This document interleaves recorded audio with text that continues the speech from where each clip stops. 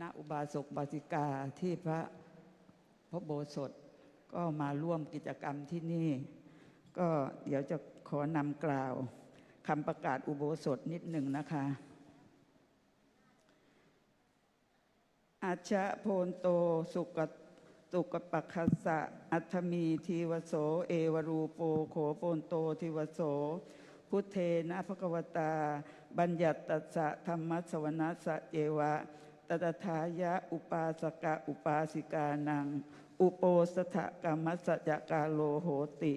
หันธมยังโพนโตสัพเพอิทัสมาคตาตัสสะภควโตธัมมานุธัมมะปฏิปติยาปูชนทายะอิมันจลติงอิมันจทิวสังอัฏฐังคสมนาคตังอุโปสถังอุปวสีสามาติกาละปริเชทังกตวาตังเวรมณิงอารมณังกริตวาอวิคิตจิตตาหุตวาสักกัจจังอุโปสถังคานิสมาธิเยยามะอีทีสิงหิอุโปสถกาลังสัมปัตตานังอัมหากังทีวิตังมาริรัสกังโหตุท่านผู้เจริญทั้งหลายข้าพเจ้าขอประกาศเรื่องความที่จะได้สมาทานอุโบสถศีลตามกาลสมัยพร้อมด้วยองค์8ประการให้ท่านสาธุชนอุบาสกอุบาสิกาทั้งหลายได้ทราบในเบื้องต้นก่อนแต่จะสมาทานณบัดนี้ด้วยวันนี้เป็นวันบรรณรสีดิถีที่ขึ้น15 ค่ำเดือน 9แห่งสุกปักมาถึงแล้วก็แลวันเช่นนี้ท่านสาธุชนอุบาสกอุบาสิกาทั้งหลายจะได้ฟังธรรมและสมาทานอุโบสถศีลประกอบด้วยองค์8ประการที่พระพุทธเจ้าทรงประทานบัญญัติไว้เพื่อประโยชน์แก่การฟังธรรมนั้นบัดนี้ขอกุศลอันยิ่งใหญ่จงเกิดมีแก่เราท่านทั้งหลายที่ได้มาประชุมพร้อมกันณสถานที่นี้พึงมีจิตยินดีที่จะสมาทานองค์อุโบสถ8ประการมีการงดเว้นจากการฆ่าสัตว์เป็นต้นตลอดวันหนึ่งคืนหนึ่งณเวลาวันนี้พึงมีความงดเว้นจากโทษนั้นๆให้เป็นอารมณ์อย่าได้มีจิตฟุ้งซ่านส่งไปในที่อื่นพึงสมาทานองค์อุโบสถ8ประการเหล่านี้ด้วยความเคารพเถิดเพื่อบูชาพระผู้มีพระภาคอรหันตสัมมาสัมพุทธเจ้าพระองค์นั้นด้วยธรรมานุธรรมปฏิบัติตามกำลังของเราท่านทั้งหลายซึ่งเป็นคฤหัสถ์ด้วยว่าชีวิตเราได้ดำรงมาจนถึงวันอุโบสถเช่นนี้แล้วนับว่าเป็นบุญญาราศีกุศลอันยิ่งใหญ่อย่าได้ปล่อยเวลาให้ล่วงเลยไปโดยเปล่าปราศจากประโยชน์เลยอันทานศีลภาวนาอย่าเลยละอุตสาหะสืบสร้างทางสวรรค์กุศลส่งคงนิพพานไม่นานคลันเกษมสันต์แสนสุขสิ้นทุกภัยนิพพานังปรมังสุขขังนิพพานปัจจโยโหตุขอเชิญกราบพระอาจารย์ผู้เทศ3 ครั้งพร้อมกันนะคะกราบ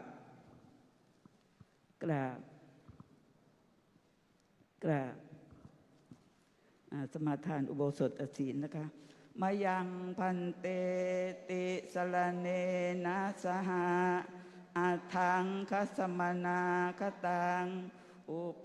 สถังยาจามาทุติยามปิมายังพันเตติสรเนนะสหะอัฏฐังคัสมนาคตังอุโปสถังยาจามาตติยามปิมายังพันเตติสรเนนะสหะอัฏฐังคัสมนาคตังอุโปสถังยาจามะนะโมตัสสะภะคะวะโตอะระหะโตสัมมาสัมพุทธัสสะนะโมตัสสะภะคะวะโตอะระหะโตสัมมาสัมพุทธัสสะนะโมตัสสะภะคะวะโต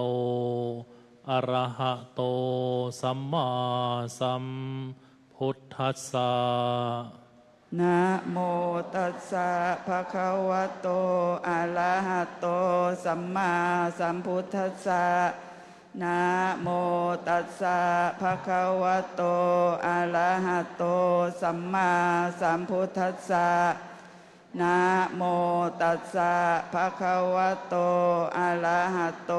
สัมมาสัมพุทธัสสะ พุทธังสรณังคัจฉามิ พุทธังสรณังคัจฉามิ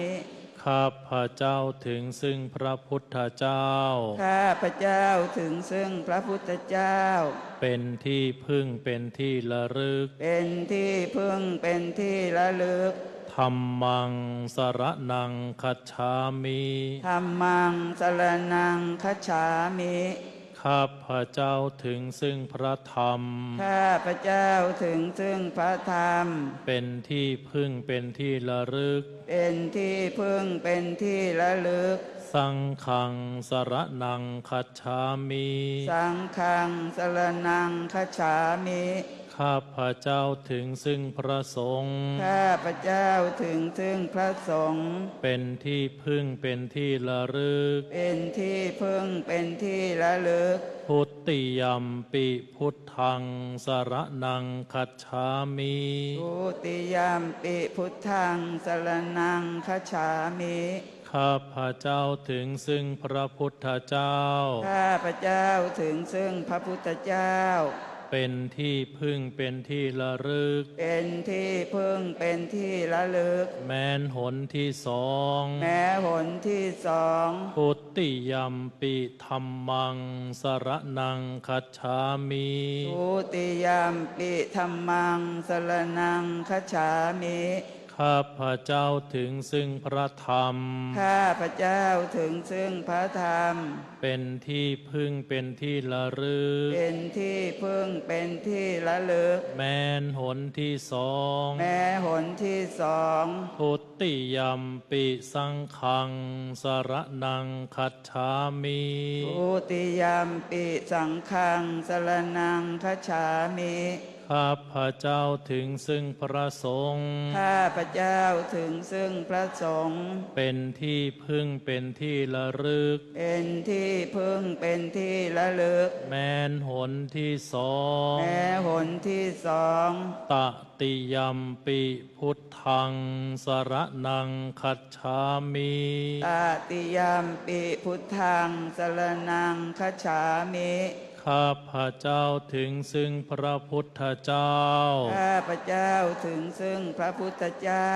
เป็นที่พึ่งเป็นที่ระลึก เป็นที่พึ่งเป็นที่ระลึก แม้หนที่สาม แม้หนที่สาม ตติยัมปิธัมมังสรณังคัจฉามิ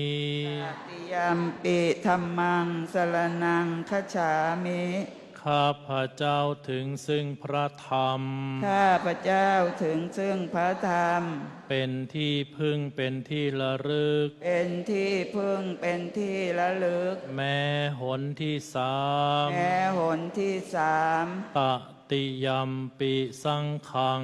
สรณังคัจฉามิ ตติยามปิสังฆังสรณังคัจฉามิ ข้าพระเจ้าถึงซึ่งพระสงฆ์ ข้าพระเจ้าถึงซึ่งพระสงฆ์ เป็นที่พึ่งเป็นที่ระลึก เป็นที่พึ่งเป็นที่ระลึก แม้หนที่สา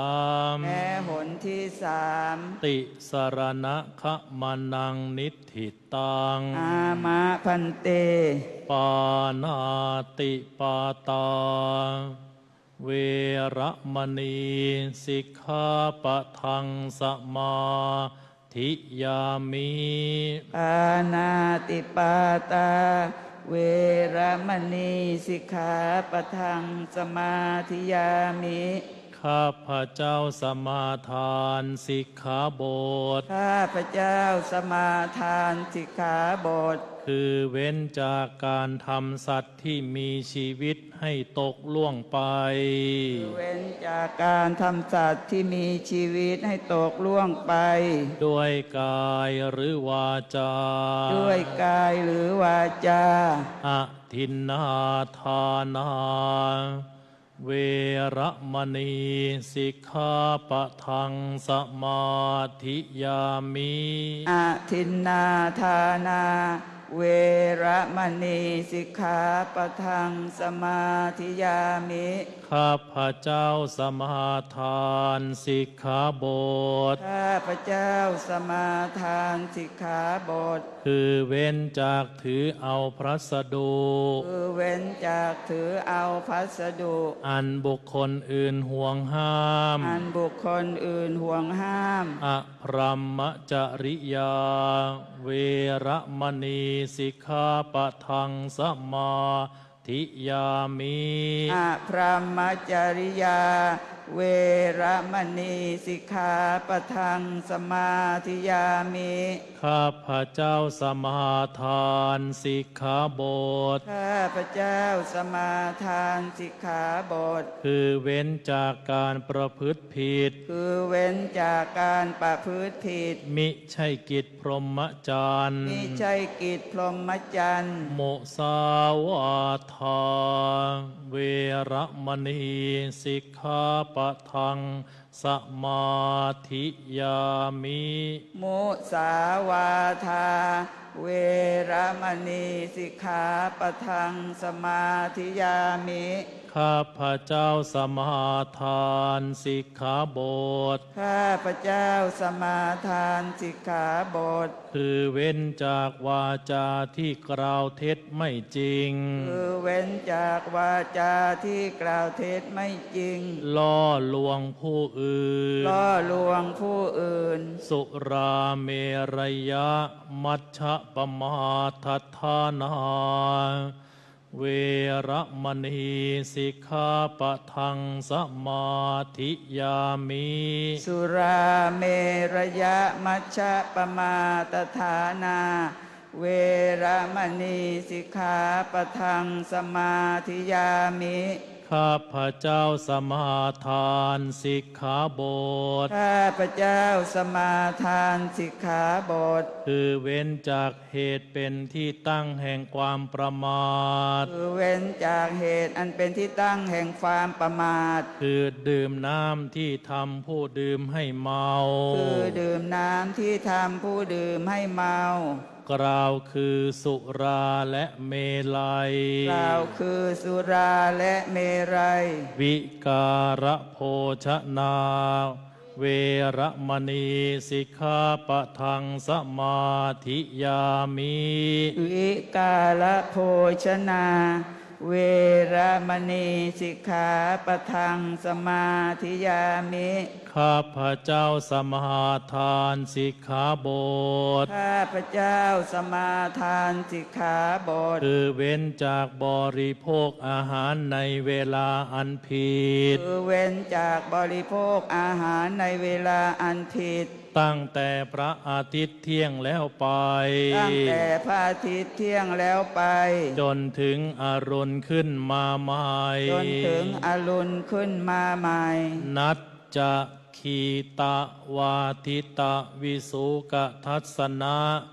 มาราคันทะวิเลปนะ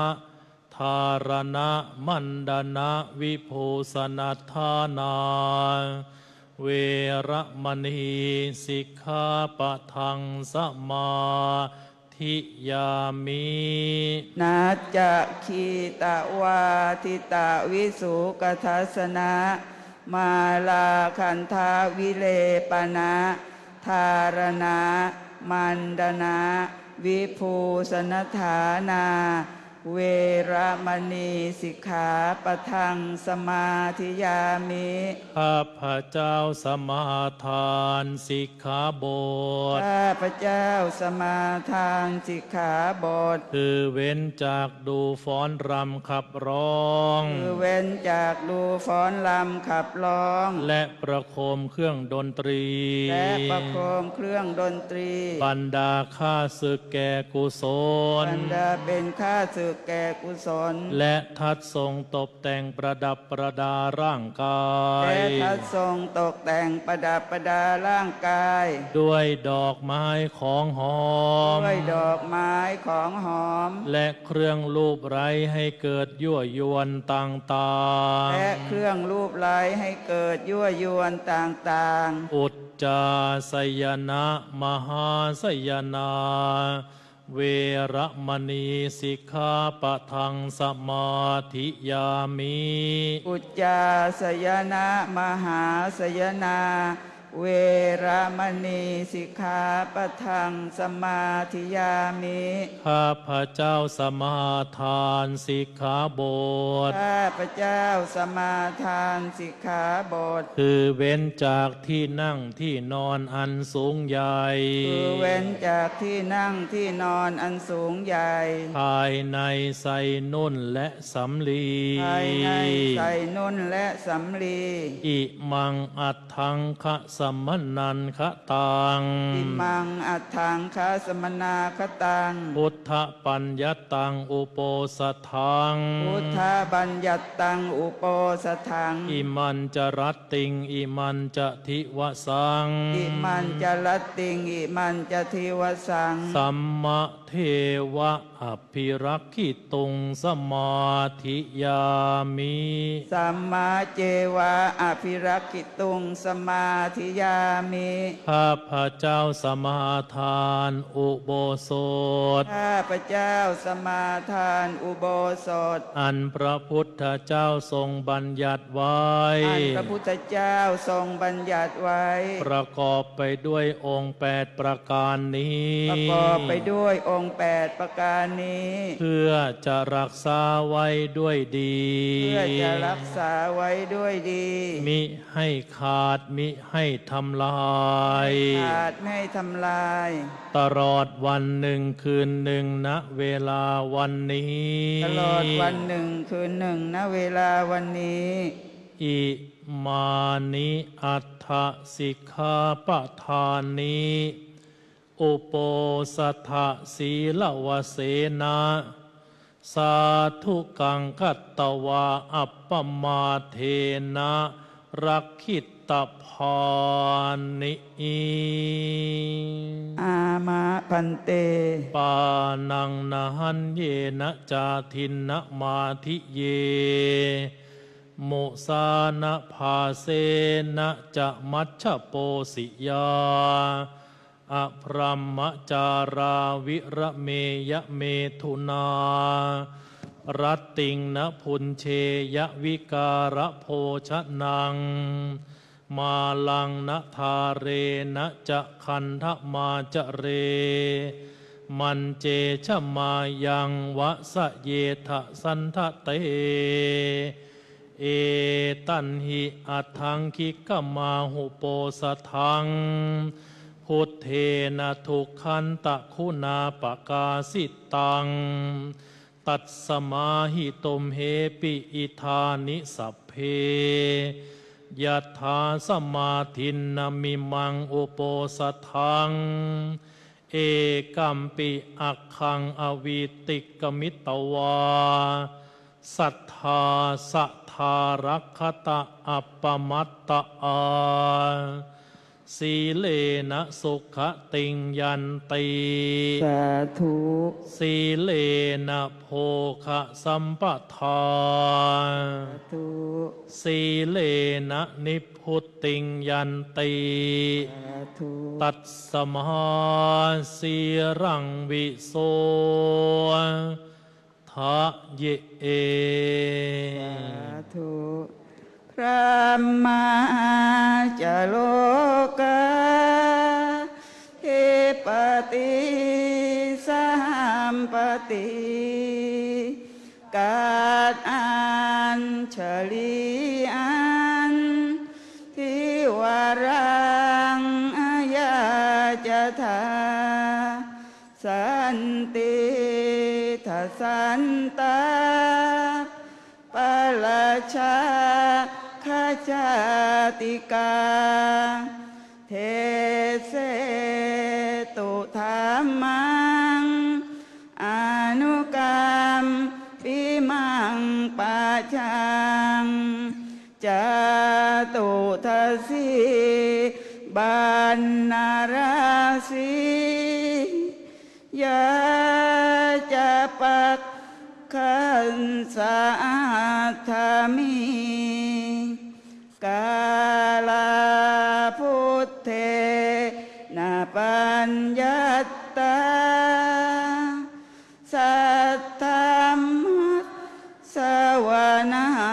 สิเมบานนารสีอายันธานิสัมปัตตาภิรักขิตาเตนายังปริสาธัมมังโสตุงอิทัสสมากตาสาธุอโยภิกขุสังโฆกโรตุธัมมาเทศนังอายัญจาปริสาสัมภาอาติกัตตวาสุนาตุตังอิธานิตัสสะภะคะวะโตอะระหะโตสัมมาสัม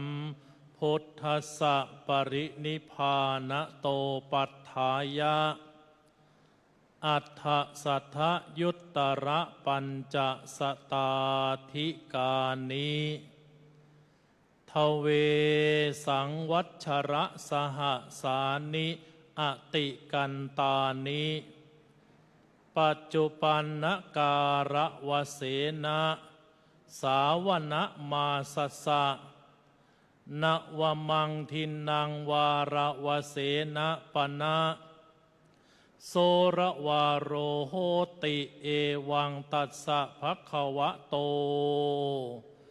ปรินิพพานาศาสนายุกาลคณนาสัลลเขตพา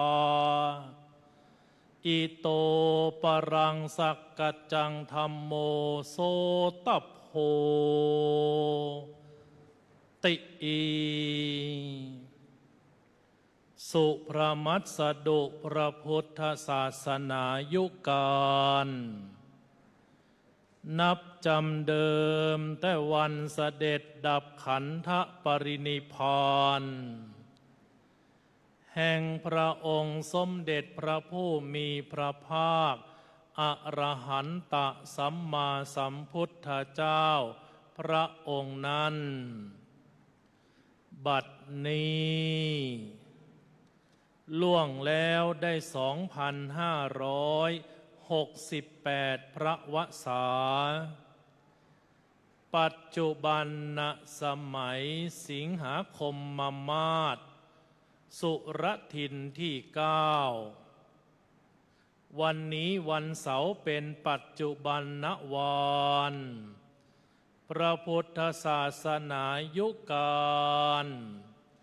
แห่งองค์สมเด็จพระผู้มีพระภาค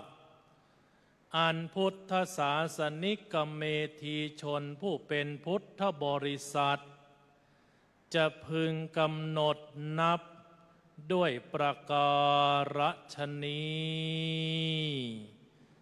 เบื้องหน้าแต่นี้พึงตั้งสมณาหารจิตฟังพระธรรมภาสิทธิ์ดังจักแสดงโดยเคารพเถิดนะโมตัสสะภะคะวะโตอะระหะโต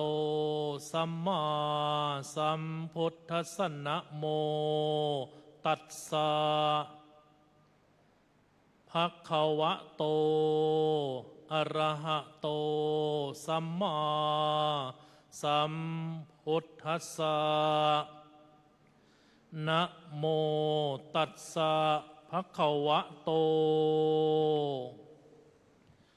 อะระหะโตสัมมาสัมพุทธัสสะพระมาติมาตาปิตโรบุพพาจริยาติวุจเร อาหุเนยยาจะปุตตานังปะชายะอนุกรรมปะกาติอีณบัดนี้อาตมภาพจักแสดงพระธรรมเทศนาพันรนาศาสโนวาทประกาศหลักธรรมคำสั่งสอนแห่งองค์สมเด็จพระชินวรสัมมาสัมพุทธเจ้าในมาตุคุณุกถาพรรณนาว่าด้วยคุณธรรมแห่งมารดาผู้ประเสริฐในการที่คณะสงฆ์อุบาสกอุบาสิกาวัดพระเชตุพนวิมลมังคลารามราชวรมหาวิหารโดยเมตตาในเจ้าประคุณสมเด็จพระมหาธีราจารย์กรรมการมหาเถระสมาคมอธิปดีสงฆ์เจ้าอาวาสวัดพระเชตุพนวิมลมังคลารามเมตตาอนุโมทนาสาธุการในการที่คณะสงฆ์อุบาสกอุบาสิกาได้บำเพ็ญกุศลจริยาทุกวันธรรมสวนะในวาระนี้ตรงกับวันธรรมสวนะขึ้น15 ค่ำเดือน 9คณะสงฆ์อุบาสกอุบาสิกาวัดพระเชตุพนได้จัดพิธีบำเพ็ญทานศีลภาวนาสัมมาปฏิบัติเนื่องในวันธรรมสวนะประการหนึ่งและเนื่องในโอกาสมหามงคลวันเฉลิมพระชนมพรรษาสมเด็จบรมบพิตรพระราชสมภารพระองค์สมเด็จพระนางเจ้าสิริกิติ์พระบรมราชินีนาถพระบรมราชชนนีพันปีหลวงผู้ทรงพระคุณอันประเสริฐพร้อมกันนี้สำนักปฏิบัติธรรมประจำกรุงเทพมหานครแห่งที่62วัดพระเชตุพนวิมลมังคลารามจัดโครงการปฏิบัติวิปัสสนากรรมฐานเฉลิมพระเกียรติเพื่อส่งเสริมการศึกษาและการปฏิบัติวิปัสสนากรรมฐาน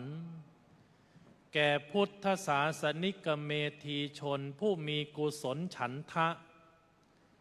ในการปฏิบัติวิปัสสนากรรมฐานเพื่อการพัฒนาจิตและเจริญปัญญาในวาระนี้อัตมภาพจักนำพระราชจริยาแห่งสมเด็จบรมบพิตรพระราชสมภารพระองค์ผู้ทรงพระคุณอันประเสริฐพระองค์นั้นสมเด็จพระนางเจ้าพระบรมราชชนนีพันปีหลวง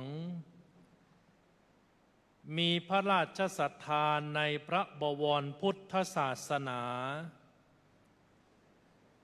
ศึกษาปฏิบัติส่งเสริมการบำเพ็ญกุศลจริยาเนื่องด้วยราชอาณาจักรไทยนี้เปรียบเสมือนเรือนหลังใหญ่ประกอบด้วยบุตรธิดาคือประชาชนได้อาศัยพระบารมี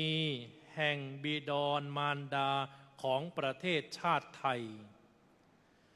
กล่าวคือสมเด็จบรมบพิตรพระราชสมภารเจ้าผู้ทรงพระคุณอันประเสริฐพระบาทสมเด็จพระวชิรเกล้าเจ้าอยู่หัว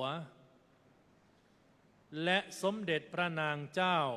สิริกิติ์พระบรมราชินีนาถพระบรมราชชนนีพันปีหลวง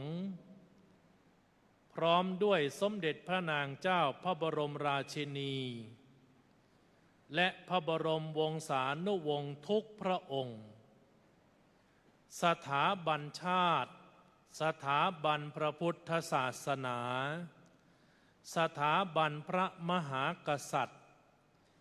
เป็นสถาบันหลักของชาติผืนแผ่นดินไทยที่เราอาศัยอยู่นี้มีสถาบันชาติเป็นเรือนกายมีสถาบันพระบวรพุทธศาสนาเป็นเรือนใจมีสถาบันพระมหากษัตริย์เป็นหลักชัยเป็นที่พึ่งให้ประชาชนคนไทยได้บรรลุถึงความร่มเย็นเป็นสุขสืบมาเนิ่นนานพระสงฆ์นิกรทุกหมู่เหล่าต่างอยู่ใต้อาณาแห่งพระมหากรุณาธิคุณอันไพศาลซึ่งทรงอภิบาลรักษาข้าแผ่นดินให้บรรเทาทุกขโทมนัสกระทั่งประสบความผาสุกเกษมสวัสดิ์เป็นอาจิน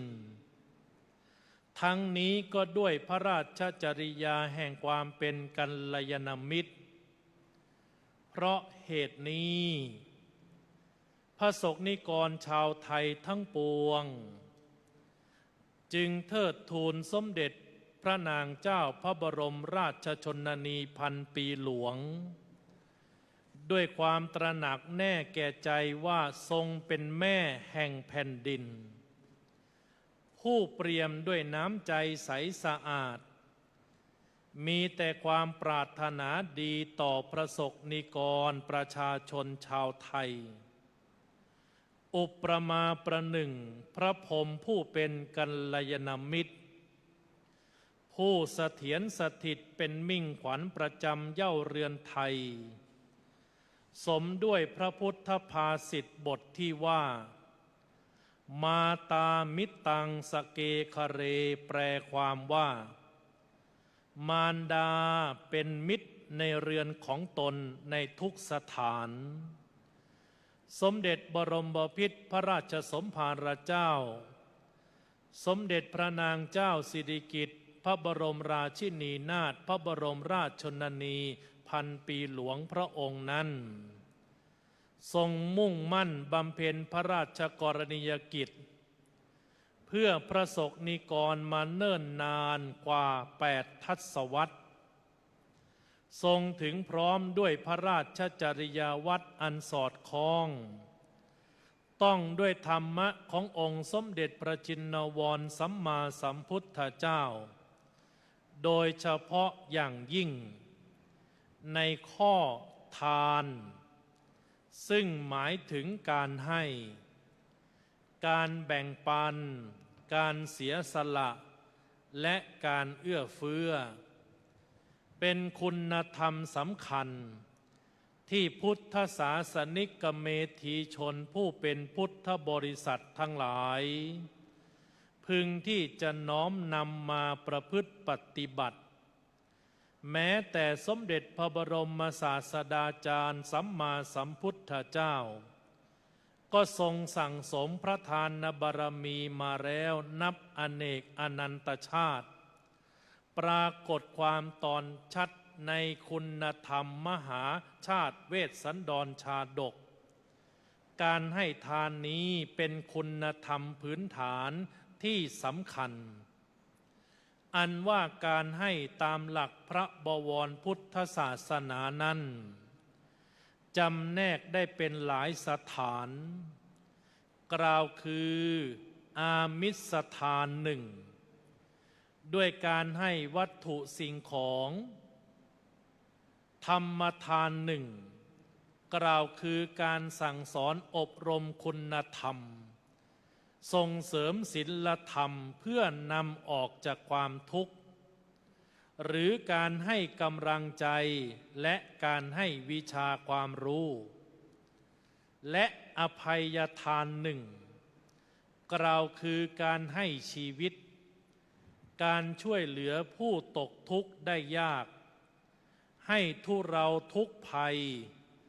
การยกโทษให้ผู้ที่คิดร้ายพูดร้ายหรือทำร้ายโดยไม่พยาบาทอาฆาตจองเวรครั้นพิเคราะห์ให้ลึกซึ้งถึงพระราชจริยวัตรและพระราชกรณียกิจของสมเด็จบรมบพิตรพระองค์นั้นแล้วย่อมเห็นประจักษ์ได้ว่าพระองค์ทรงบำเพ็ญทานทุกชนิดอย่างสม่ำเสมอทั้งอามิสทานทั้งธรรมทานและสุดยอดแห่งทานกล่าวคืออภัยทานสมด้วยพระราชสมัญญานามว่าแม่ของแผ่นดินแม่ผู้พร้อมเสียสละแม่ผู้พร้อมที่จะส่งเสริมแม่ผู้พร้อมที่จะสนับสนุนหากย้อนมาถึงชีวิตของท่านทั้งหลายญาติโยมหลายท่านก็ดำรงฐานะความเป็นแม่ท่านก็ประจักษ์ชัดเจนว่าบุคคลผู้ได้ชื่อว่าเป็นมารดาเป็นบุคคลผู้มีความเสียสละเป็นบุคคลผู้ส่งเสริมเป็นบุคคลผู้สนับสนุนซึ่งสอดคล้องทั้งสามทานดังวิสัชนาอามิสทานท่านทั้งหลายก็ให้สิ่งของท่านทั้งหลายก็ให้อาหารการกินท่านทั้งหลายก็ให้เสื้อผ้าเครื่องนุ่งห่มท่านทั้งหลายก็ให้สิ่งที่เป็นประโยชน์แก่ลูกแก่หลานจัดเป็นอามิสทานประการหนึ่งธรรมทานครูที่โรงเรียนก็สอนให้บวกเลขคูณหารได้สอนให้อ่านออกเขียนได้แต่ครูใหญ่ในบ้านให้ธรรมทานอันสำคัญคือสอนให้รู้ที่ต่ำที่สูงสอนให้รู้ดีรู้ชั่วสอนให้รู้ควรรู้ไม่ควรประการนี้เป็นธรรมทานมหาศาลแก่บุตรธิดาผู้ได้รับความเมตตาจากมารดาและอภัยทานท่านทั้งหลายก็ให้อภัยแก่ลูกแก่หลานดังวลีโบราณท่านกล่าวว่ารักลูกเท่าบ้านรักหลานเท่าเมืองซึ่งหมายความว่าบุคคลผู้เป็นมารดามีคุณธรรมแห่งอภัยทานประจักษ์ชัดเจนสมเด็จบรมบพิตรพระราชสมภารพระองค์พระผู้ทรงพระคุณอันประเสริฐพระองค์นั้นก็ทรงเพ่งพินิจว่าพระสงฆ์นิกรชาวไทยเป็นผู้มีน้ำใจอันงดงามพระองค์ก็มีเมตตาวจีกรรมมีเมตตากายกรรมมีเมตตามโนกรรมโดยไม่เลือกที่รักภักที่ชังทรงมีอานุภาพแห่งพระมหากรุณาธิคุณอันยิ่งใหญ่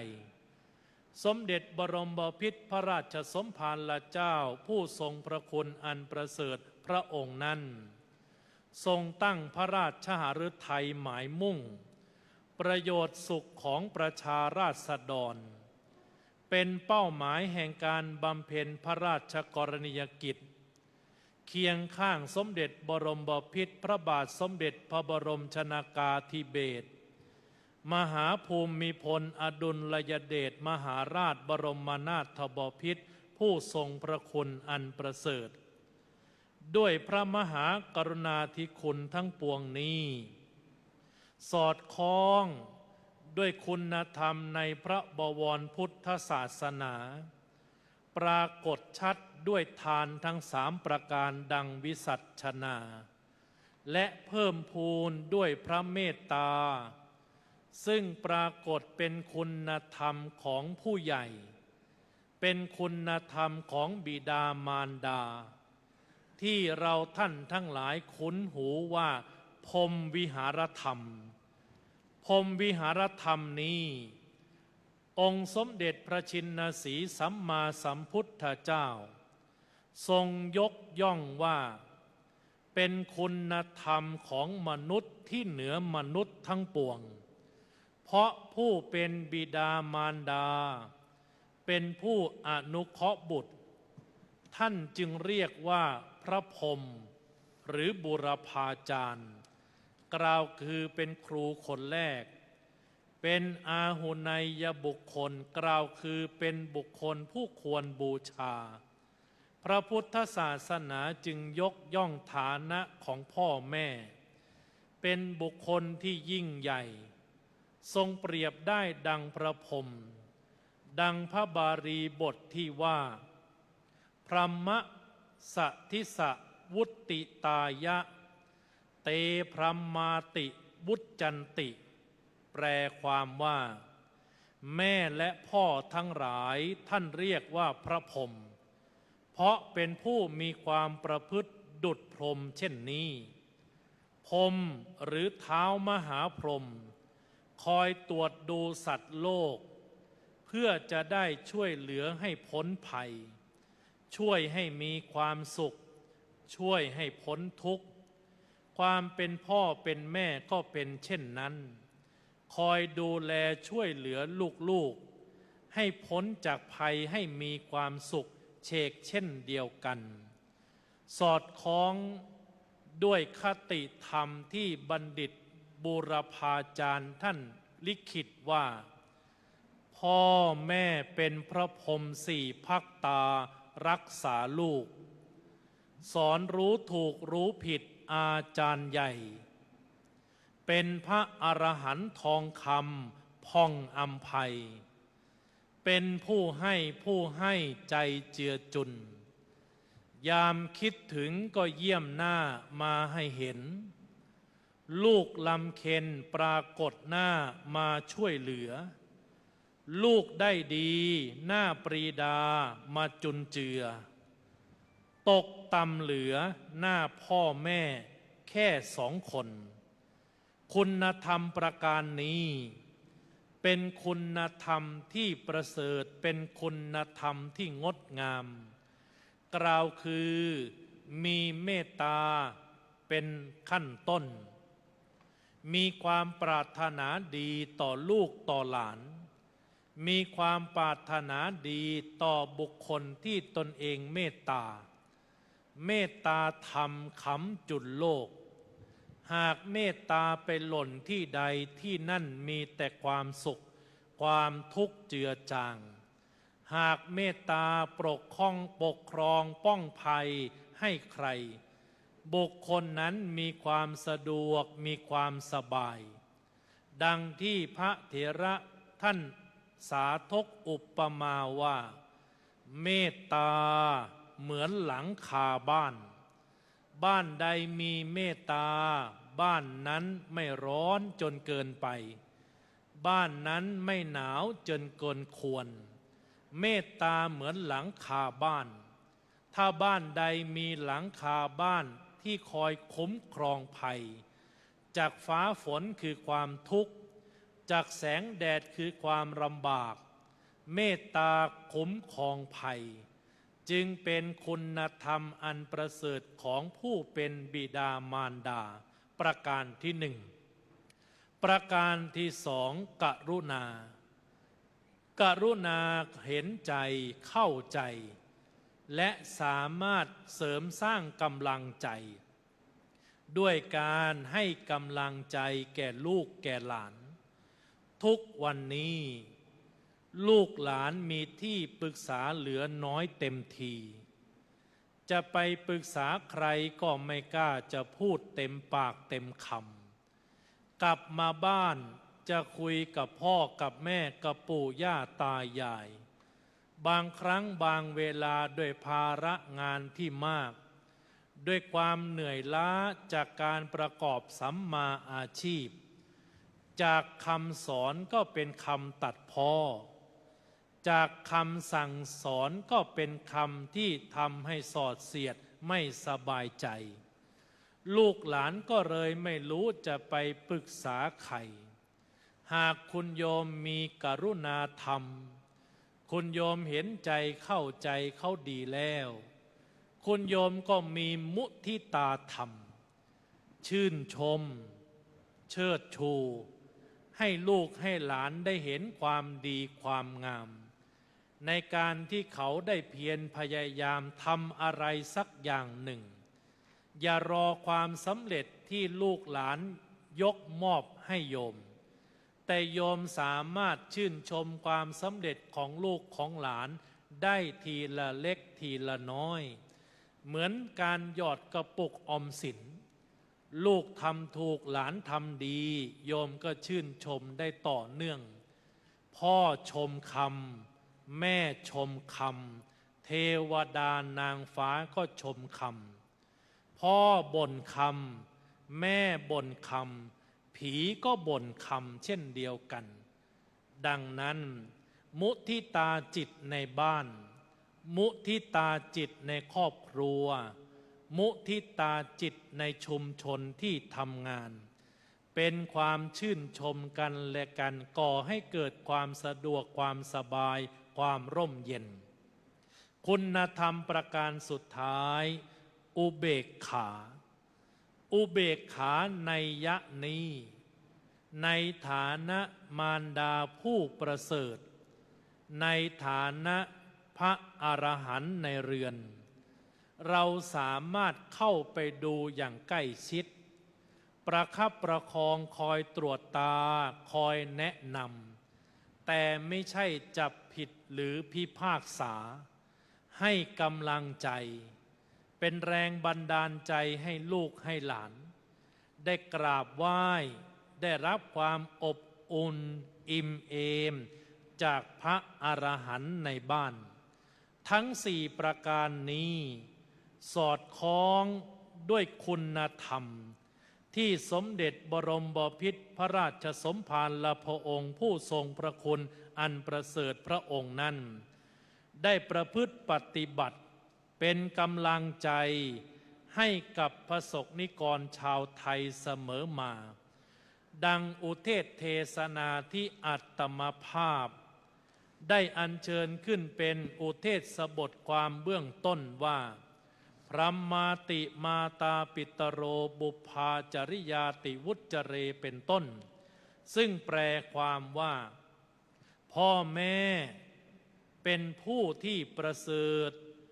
เป็นบุคคลที่สงเคราะห์เกื้อกูลแก่บุตรธิดาโบราณบัณฑิตท่านจึงกล่าวว่าเป็นพระพรหมเป็นครูคนแรกเป็นผู้ควรแก่การบูชายกย่องดังนี้ในท้ายสุดแห่งการแสดงพระธรรมเทศนาวาระนี้อัตมภาพขอนำคติธรรมถวายพระพรที่เจ้าประคุณสมเด็จพระมหาธีราจารย์กรรมการมหาเถรสมาคมเจ้าอาวาสวัดพระเชตุพน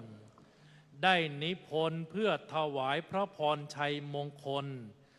เนื่องในโอกาสมหามงคลสมัยวันเฉลิมพระชนมพรรษาสมเด็จบรมบพิตรพระราชสมภารพระองค์สมเด็จพระนางเจ้าพระบรมราชินีนาถพระบรมราชชนนีพันปีหลวงผู้ทรงพระคุณอันประเสริฐความว่าสมเด็จพระแม่เจ้าจอมสยามสิริกิติ์เทพทูลพระนามนาถไว้รองพระบาทณวมินทร์งามงานสวัสดิ์สินนาองค์ทศมินมาตุไทยเทิดทั้งไตรรงค์สยามขอคุณสามแก้วพร้อมพระราชกุศลถวายพระพรมงคลคราบนี้93,000 ชนชีพกว่า100 เทินเป็นมิ่งขวัญไทยชี้ โชติซึ้งโสดเกษม วาระนี้ได้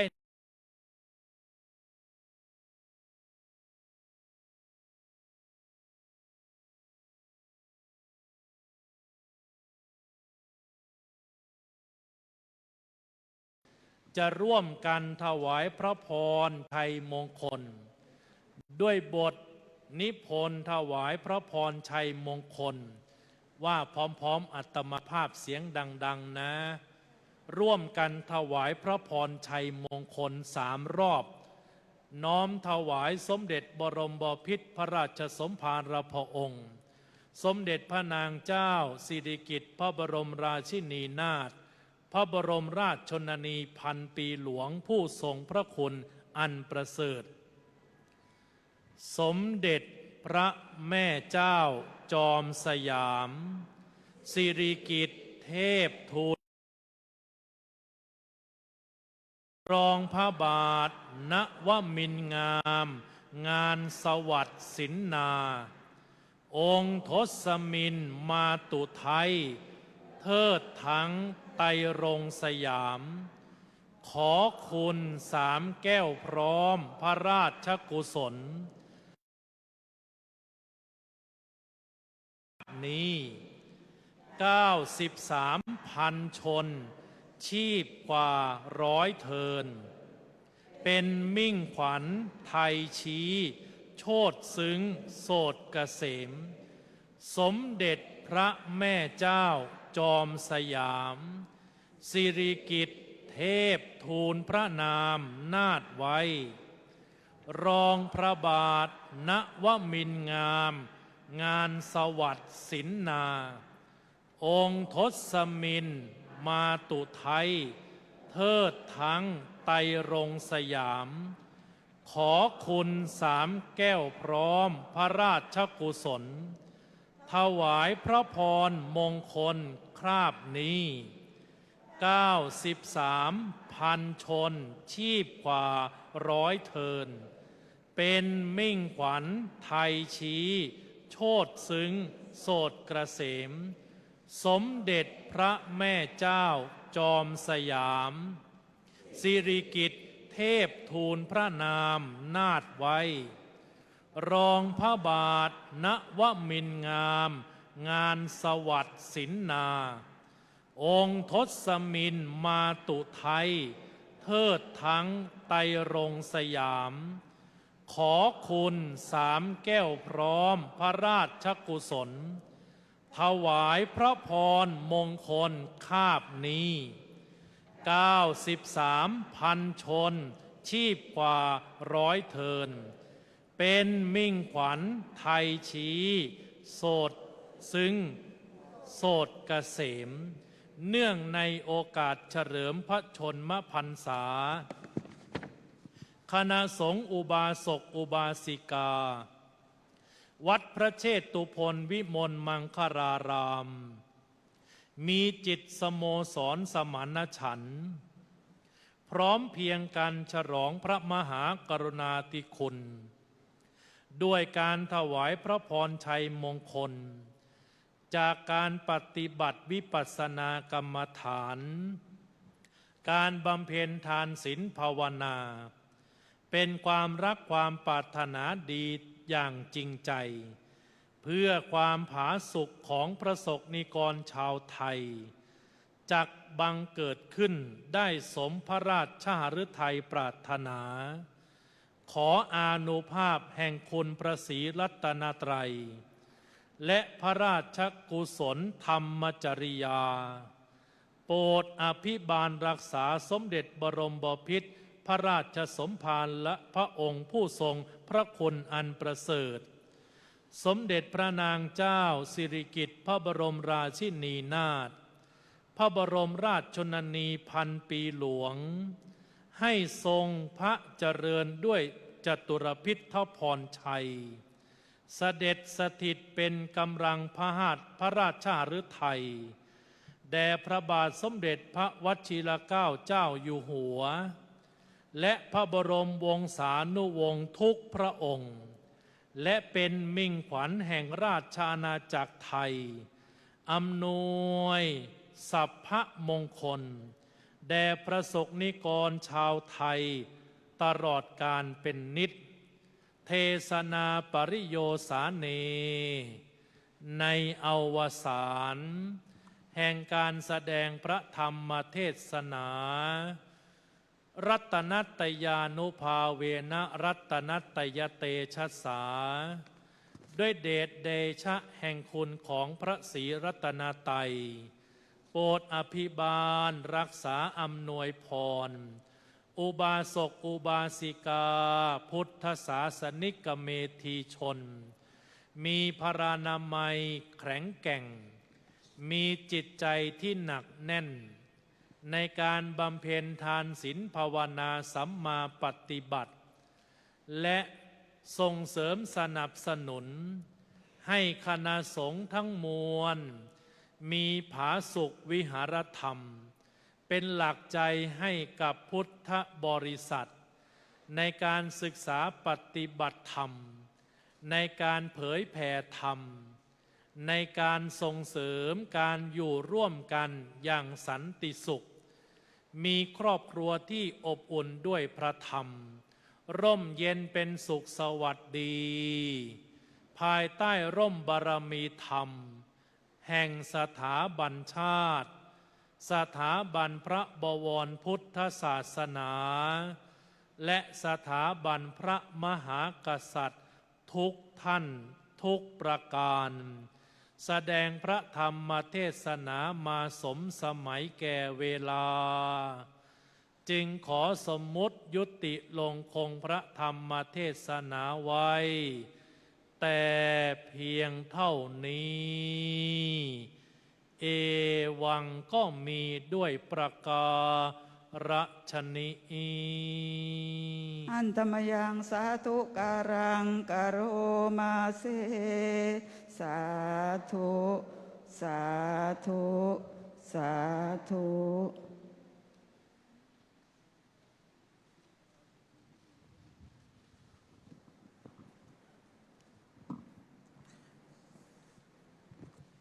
ขอเชิญคุกเข่าขึ้นนะคะสวดพร้อมกันนะคะอาหังพุทธันจะธัมมันจะสังฆันจะสรณังคตาอุปาสิกตังเทเสสิงภิกขุสังคสะสัมมุขาเอตังเมสรณังเขมังเอตังสรณมุตตมังเอตังสรณะมาคัมมะสัพพะทุกขาปมุจจเยยะถาพรังเจริยาหังสัมมาสัมพุทธัสสะสนังทุกขานิสรณะเสวะภาคีนิสังอนาคเตกราบนะคะก้มลงนะคะกายเยนะวาจายวเจตสาวาพุทเทกุกัมมังปกตังมยายังพุทโธปฏิคันหตุอัจฉยันตังกาลันตะเลสังวริตุงวพุทเทกายเยนะวาจายวเจตสาวาธัมเมกุกัมมังปกตังมยายังธัมโมปฏิคันหตุอัจฉยันตังกาลันตะเลสังวริตุงวธัมเมกาเยนะวาจายวเจตสาวาสังเคกุกัมมังปกตังมยายังสังโฆปฏิคันหตุอัจฉยันตังกาลันตะเลสังวริตุงวสังเคหันตถานิมะยังพันเตอาปุจฉามะพหุกิจจามะยังพหุกัลลณียายัสสธานิตุมเหการังมัญญัตถาสาธุพันเตกราบกราบกราบพระธรรมเทศนาที่แสดงจบลงไปแล้วนั้นโดยพระเดชพระคุณเจ้าคุณพระสุธีวัชรปฏิภาณนะคะผู้ช่วยเจ้าวาดวัดพระเชตุพนเนื้อหาสาระเป็นยังไงก็ทุกท่านได้รับฟังกันไปแล้วนะคะเดี๋ยวทุกท่านขอเชิญถวายปัจจัยทยธรรมแด่ท่านเจ้าคุณนะคะ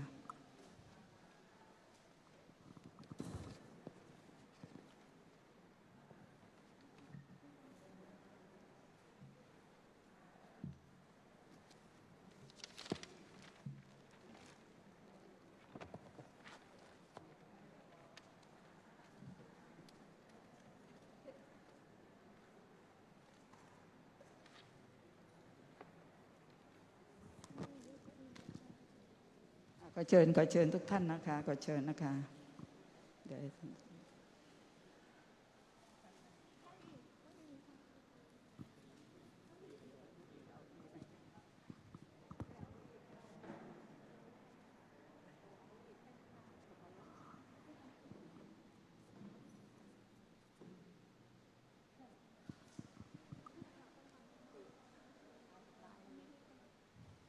สาธุสาธุสาธุอนุโมทามิ